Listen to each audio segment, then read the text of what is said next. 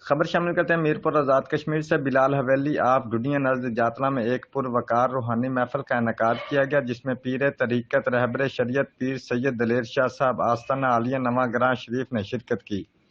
روحانی محفل میں پیر سید دلیر شاہ صاحب نے کہا کہ اگر دنیا اور آخرت میں سکون چاہتے ہو تو اللہ اور اس کے پیارے رسول کے بتائے ہوئے راستے پر چلنا شروع کر دو۔ دنیا میں بھی سکون اور آخرت میں بھی سکون ملے گا۔ جس بھی انسان نے اللہ کی رسی کو مضبوطی سے تھام لیا ہے وہ کبھی ناکام نہیں ہو سکتا۔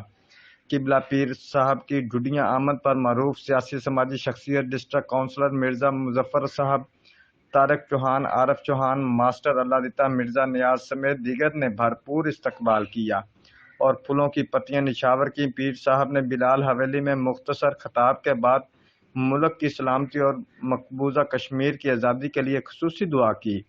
دعا کے بعد طارق چوہان نے روحانی محفل میں شرکت کرنے والے سینکڑوں افراد میں لنگر تقسیم کیا۔